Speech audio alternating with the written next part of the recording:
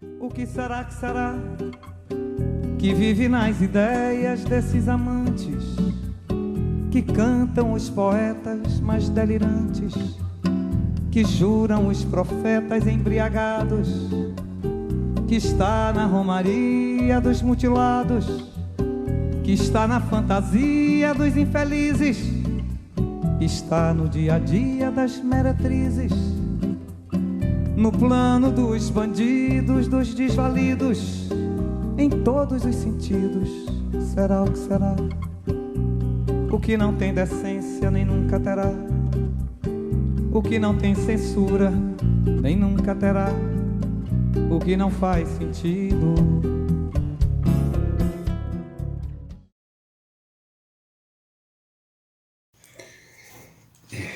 Bueno, quizás algunos se pregunte por qué no dejamos cantar a Simone en lugar de empezar con el seminario.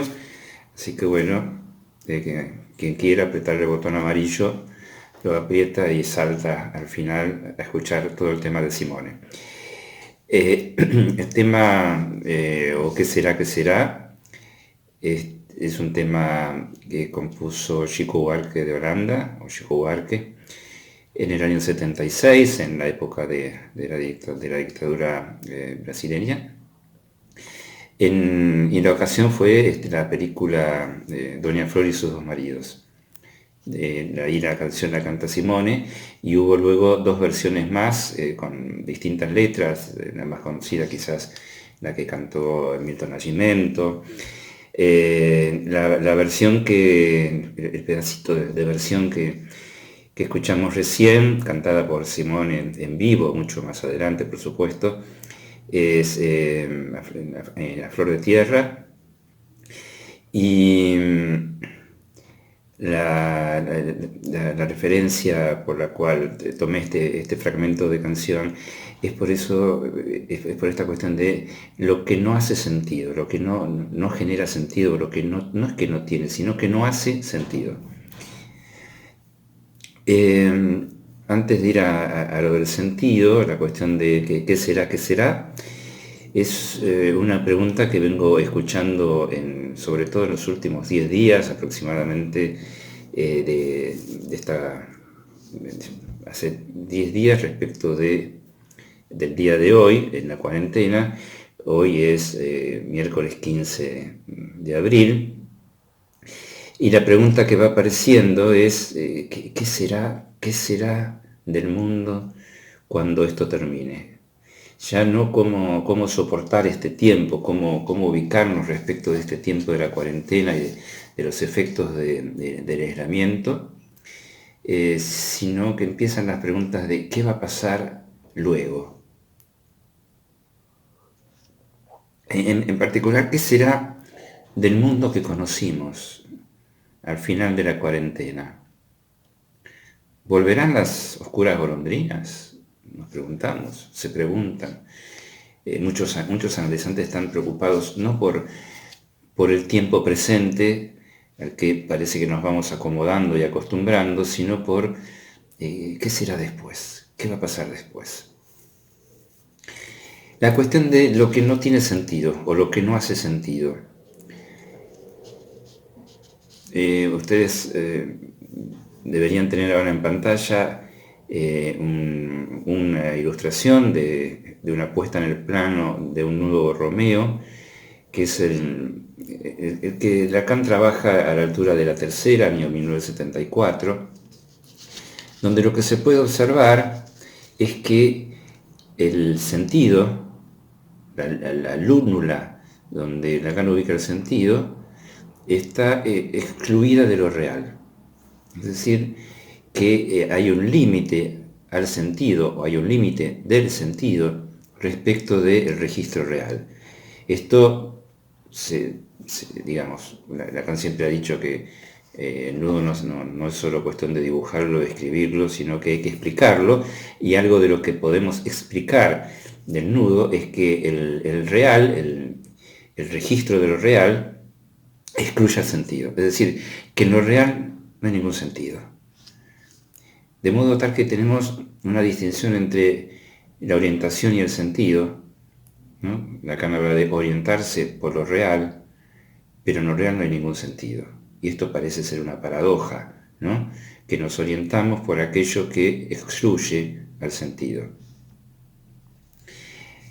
En el año 74, en la conferencia de prensa que estuvo en relación a su tercera vez en Roma, a la tercera, Lacan habló de la posibilidad de que algunas bacterias salgan del laboratorio y produzcan la muerte de la humanidad, y que eso sería un gran triunfo de la humanidad, que es que se elimine a sí misma, porque ninguna especie animal ha logrado exterminarse a sí misma.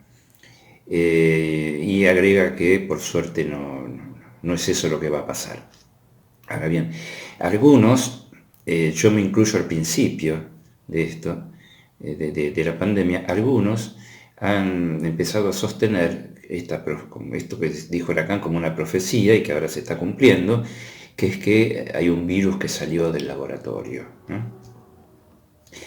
Entonces, nos encontramos con distintas versiones sobre el origen de la mutación del virus. En particular hay dos versiones. Una versión que es la versión conspirativa, por así decir, y otra que es la versión naturalista. La versión conspirativa la encontramos circulando en este último tiempo a partir de una difusión que hizo Infobae, sostenida en un video publicado en un periódico que se escribe en Estados Unidos y que se publica en muchas lenguas, que se llama Epoch Time, que sería como traducción Gran Época. En ese periódico lo que se plantea es que el virus ha salido de uno de los laboratorios de la ciudad donde se inició la primera epidemia y luego pandemia, y que fue un secreto, por así decir, que se mantuvo oculto por parte del gobierno chino, y que esto fue un efecto de laboratorio, ¿no? Es decir, como si Lacan hubiera sido efectivamente profeta, ya en este caso no con bacterias, sino con virus.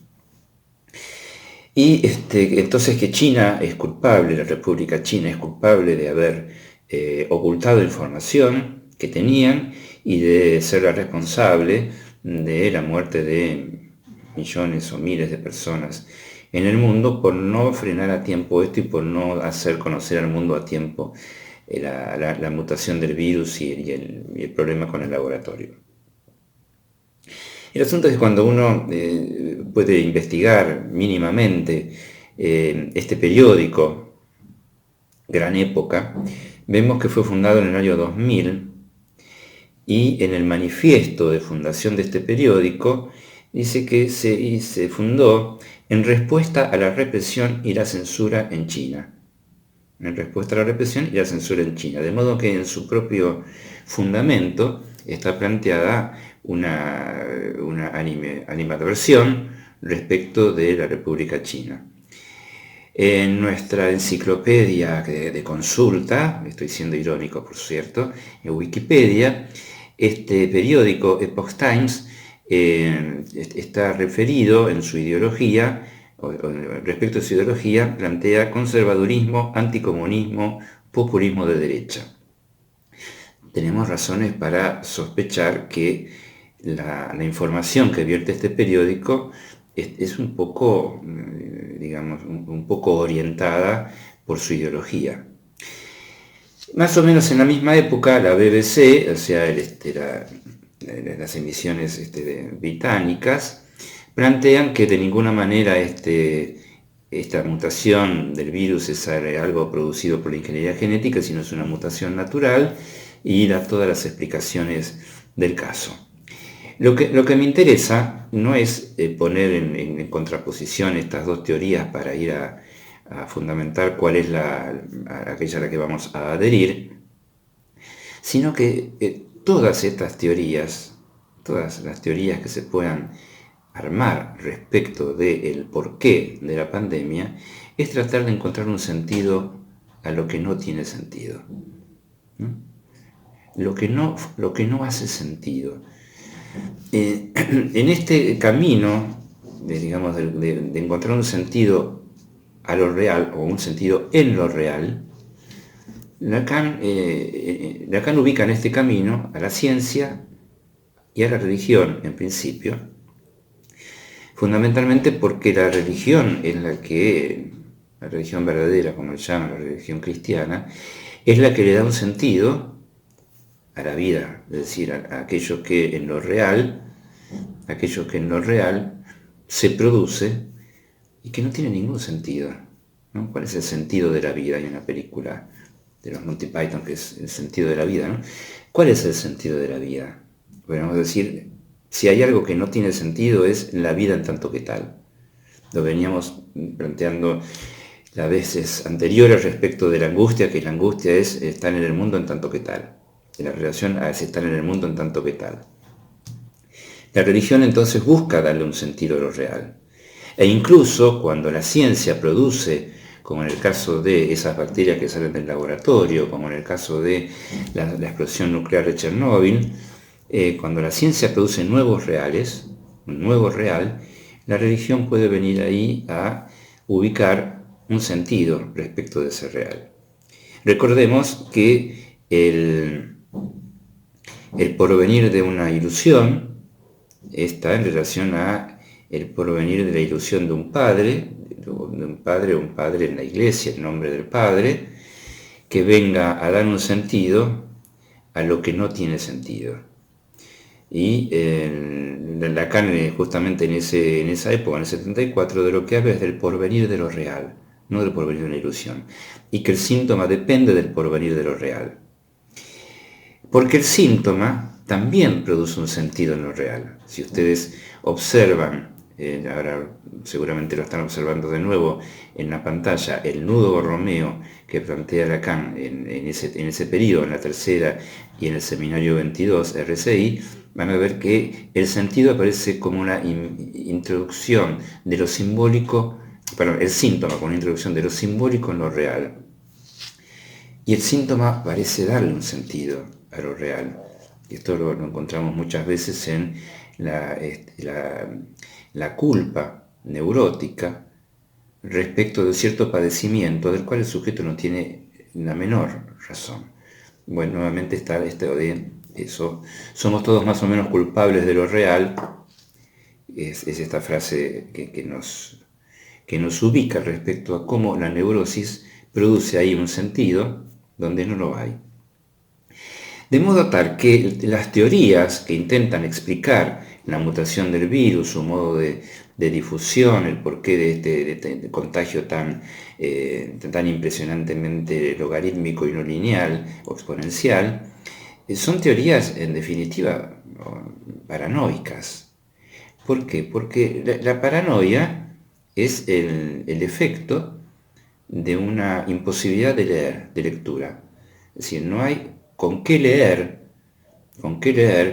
lo que está ocurriendo con el virus. Todavía no tenemos teoría para leer lo que ocurre con el virus, con la pandemia y con esta enfermedad. Hay teorías que dicen que es una neumonía sobreagregada por una invasión al pulmón. Hay otras teorías que dicen que no, que en verdad lo que pasa es que altera la hemoglobina y entonces es como el mal de altura y se produce de un depósito de hierro en los pulmones y eso es lo que produce la neumonía. Bueno, diversas teorías que digo paranoicas porque no hay cómo leer. Volvemos a la cuestión de la lectura. Y son o bien conspirativas estas teorías, por ejemplo la conspiración política. No, este es un virus que surgió en tal laboratorio y se escondió a propósito, que esto habla más bien de lo que podríamos llamar la psicosis social, o bien delirios místicos, como que esto es un castigo divino por la homosexualidad o por cualquiera de los pecados que la religión verdadera nos trae. Quiero decir que cuando nos encontramos con los analizantes que en este tiempo nos traen la pregunta de ¿por qué está pasando esto? y cómo será el mundo después de esto, es probable que aparezcan ciertas interpretaciones que intenten dar un sentido a esto que no lo tiene. Dar un sentido a lo que no tiene sentido es justamente lo que el síntoma introduce y lo que el psicoanálisis intenta deshacer. Por eso el psicoanálisis es laico, porque deshace este contenido religioso del síntoma que está en un sentido a lo real.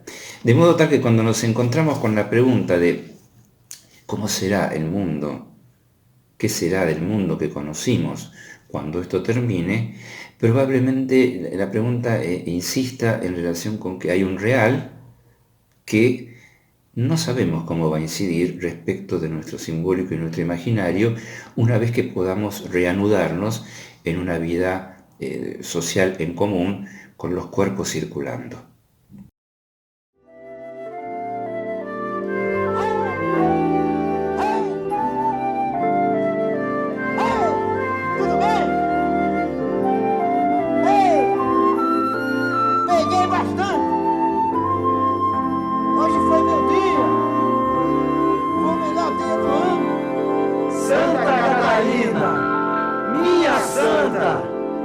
Bendita Santa Catarina!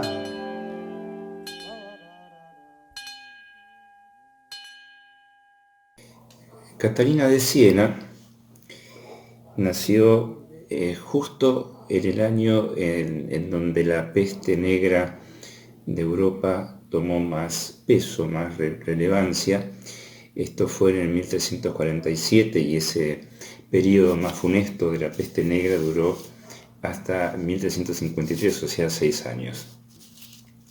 Esa peste se inició a partir de la ruta de la seda, es decir, proviniendo de China, a partir de los viajes comerciales, o sea, por los viajes de comercio de China a Europa, y se propagó rápidamente por las grandes ciudades de aquella época. Como ven, es algo parecido a lo que está ocurriendo hoy. La peste negra atacó buena parte de lo que hoy es el territorio italiano, en particular Siena y Florencia.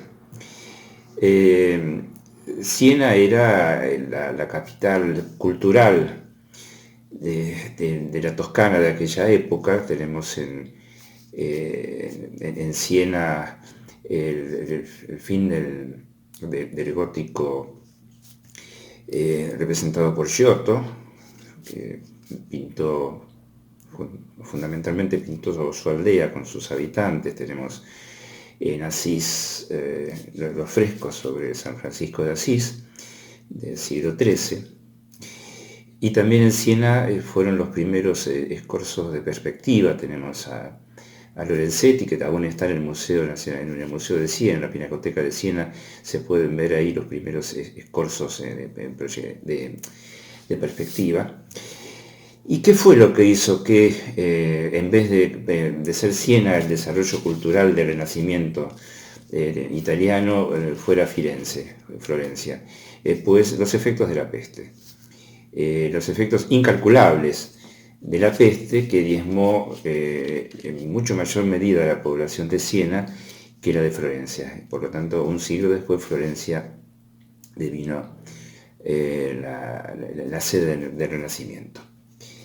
Decía entonces que Catalina de Siena nació como Catalina Benincasa, fue la hija número 23 de 25 hijos que tuvo su madre. O sea, vemos en qué medio sociocultural y religioso se instalaba, aunque no eran religiosos particularmente los padres, eran más bien trabajadores. Pero ella desde pequeña se retiraba de las tareas habituales de las chicas de su edad, y se dice que a los 12 años, cuando los padres empiezan a buscar pretendiente para casarla, como parece que se hacía en esa época, ella se niega rotundamente, se corta cabello, y a los 15 es admitida en la orden de los dominicos, o sea, de los predicadores, una orden de los predicadores, de los dominicos. Ella entonces se instala allí como laica consagrada, y durante la última parte de la peste se dedicó a ayudar y a asistir a los enfermos con ciertas características muy particulares, y es que no se contagiaba. Y la razón por la que no se contagiaba permanece en el misterio. O sea que uno de los misterios del cristianismo, sí, porque no solo es católica, sino que también el credo protestante toma a Santa Catalina como santa. Uno de los misterios es la razón por la cual Catalina podía asistir a estos enfermos de la peste sin contagiarse. Tanto los misterios como los milagros entran dentro de los intentos de explicar lo inexplicable, de dar un sentido a lo que no tiene sentido. ¿Cómo era que no se contagió? Luego Catalina tiene una vida sumamente interesante, porque ella, siendo analfabeta, sin embargo parece que tenía una gran elocuencia y un gran dominio de la lengua toscana, a tal punto que comenzó a redactar cartas, mejor dicho, a dictarlas para que otro las escriba, al Papa Gregorio, el Papa de aquella época, que estaba en Aviñón, y lo convence de volver a Roma, o sea que el papado vuelva a Roma. Fíjense la influencia que tuvo esta mujer. Luego, se dice que en 1378, es decir, poco antes de su muerte, ella en 5 días, en estado de éxtasis, ¿no? En estado de éxtasis místico, redacta lo que ha llamado el diálogo, que es su diálogo con Jesús, ¿no? Parece que tuvo sus visiones, sus encuentros en esas visiones con Jesús, y que Jesús le habría dicho algunas cosas que ahora vamos a retomar, pero quiero señalar que Santa Catalina de Siena fue la segunda mujer en ser nombrada o nominada, no sé cuál es el término adecuado, doctora de la Iglesia. La primera fue Santa Teresa de Ávila. Ella fue la segunda, y esto fue en 1970, es decir, hace poco tiempo, en el papado de Pablo VI. Una doctora de la Iglesia analfabeta, fíjense ustedes, ¿no?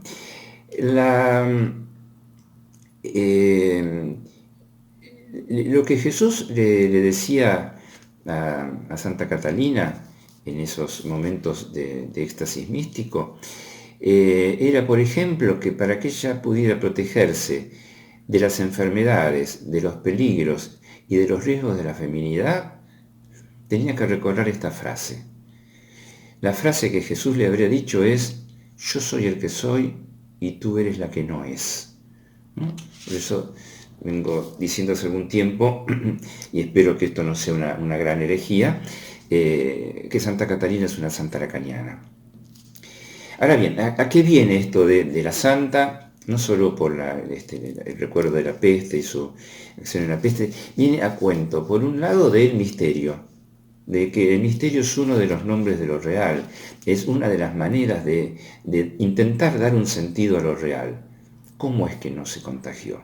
Están los misterios y están los milagros. El misterio es un término que Lacan retoma cuando se refiere al misterio del cuerpo hablante.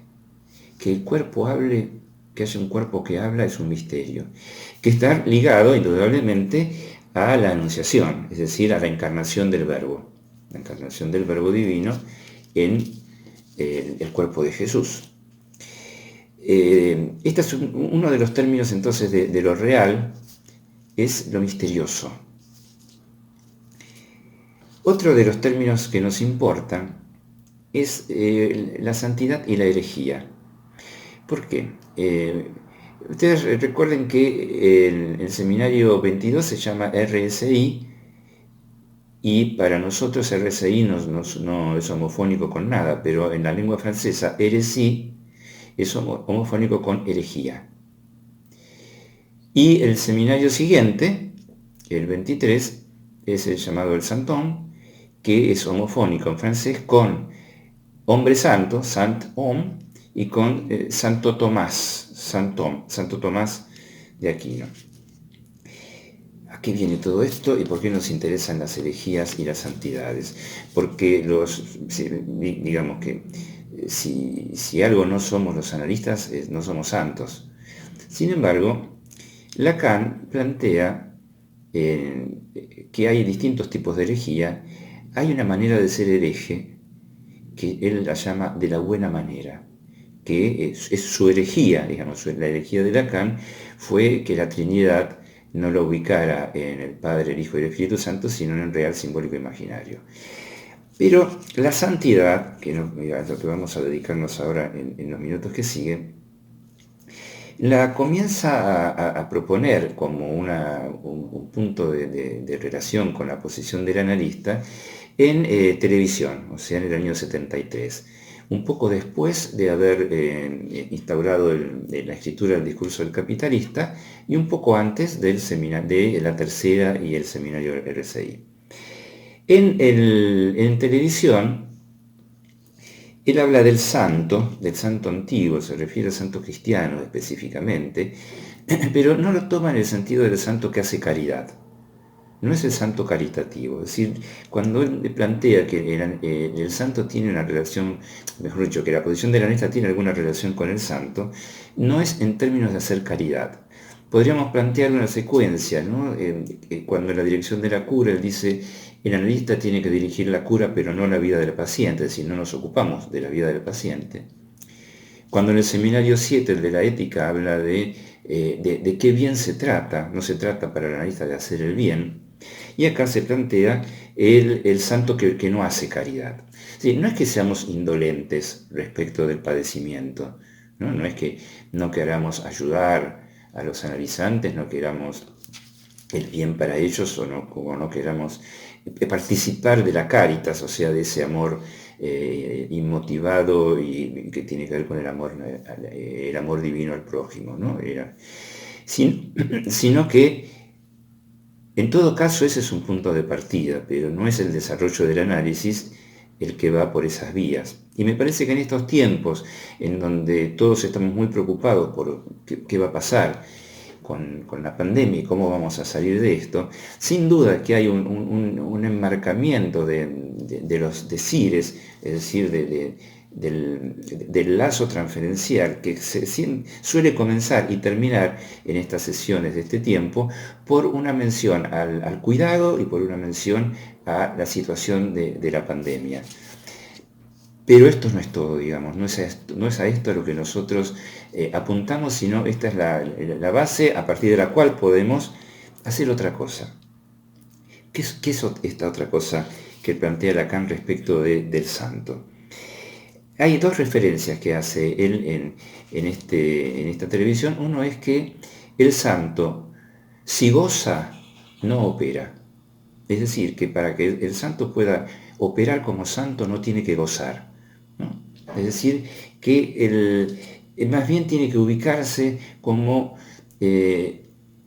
tomando el lugar del desecho de goce, que en términos de la transferencia es lo que Lacan sitúa como el semblante de objeto, es decir, ubicarse como que el desecho de goce, pero no situarse gozando de ese goce, por decir así. Es decir, es la abstinencia del santo como es la abstinencia del analista, no gozar del goce, porque si goza del goce, es decir, si Santa Catarina se hubiera enfermado, o sea, se hubiera gozado en su cuerpo, haciendo gozar en su cuerpo la peste, no hubiera operado.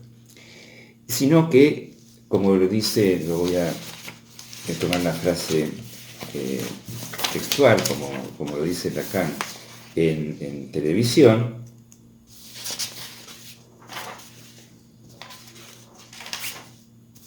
al psicoanalista no podríamos situarlo mejor objetivamente, sino con lo que en el pasado se llamó un santo.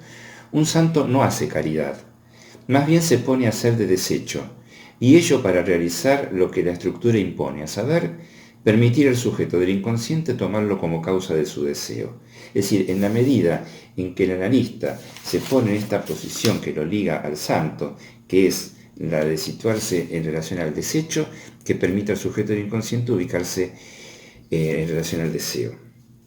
Y la otra referencia es que el santo no lleva aureola durante su vida, sino que el santo es justamente santificado una vez que está muerto, del mismo modo que se puede decir que un analista, se puede decir que hubo analista cuando un análisis ha terminado, y no en el curso del análisis. Bueno, entonces, respecto de Santa Catalina y por qué la traigo, están los misterios, el misterio del cuerpo hablante, está la relación del santo al desecho y al no gozar, es decir, que esto habla de nuestra posición en la transferencia, pero también está la cuestión de lo incalculable, porque lo incalculable, como les decía respecto de la peste, era incalculable en el tiempo de desarrollo de la peste, cuántos muertos iba a haber en Siena, cuántos muertos iba a haber en Florencia, y por qué el desarrollo cultural que prometía que el Renacimiento fuera, lógicamente, el producto de la cultura senense, termina siendo en Florencia por una razón muy sencilla, que es cuántos muertos hubo en cada lugar. Estamos en una situación parecida. Nosotros no sabemos, no tenemos hoy por hoy la posibilidad de calcular. ¿Por qué? Porque la dispersión del virus, el avance del virus, en estos momentos se presenta a la manera del caos. ¿Qué quiere decir a la manera del caos? El caos no es cualquier cosa, sino que es aquello que no se puede calcular, aún teniendo todos los datos.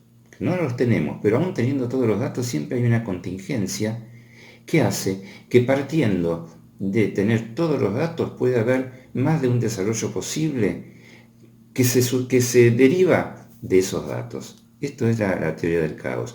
Esto hace a lo incalculable, que es uno de los nombres de lo real. Porque aquello que tiene cálculo, aquello que puede calcularse, es un modo de intervenir imaginaria y simbólicamente sobre el real. Lacan habla de la lógica como ciencia de lo real. Cuando no podemos calcular lo real, no podemos hacer ninguna ciencia sobre eso. Fíjense que hoy por hoy está codificada la secuencia del ácido de los ribonucleótidos del ARN del virus, o sea que hay algo que ha podido escribirse de ese real. ¿No? Tenemos la escritura de la secuencia de ese real, pero no tenemos cómo operar sobre él todavía. En este sentido, lo incalculable como nombre de lo real es lo que hace que no podamos hacer ninguna futurología. No tenemos ninguna idea de hacia dónde va esto y de cómo va a transcurrir ese qué será cuando se salga de la pandemia. ¿Por qué? Porque no hay forma de calcularlo. En ese sentido es que este virus introduce un nuevo real. Respecto entonces, de qué es lo que nosotros podemos hacer en nuestra práctica analítica, con las construcciones que nuestros analizantes van haciendo, construcciones que intentan cernir este real con sus fantasías, es decir, con la ideología, nosotros también lo que podemos es, como decía ya las veces anteriores, poder leer en los modos de abordar este real las repeticiones respecto de la historia de cada cual. ¿Por qué? Porque en este tiempo, como hemos visto, hay muchos filósofos que entran a predecir, algunos el fin del capitalismo, algunos un estado de excepción mucho mayor todavía. Pienso en los textos que en general todos hemos leído en estos días de Agamben, Zizek o Byung-Chul Han. Pero todas esas proyecciones o futurología que hacen es a partir de su posición ideológica. Por eso traía antes lo de las teorías conspirativas o las teorías naturalistas respecto del virus.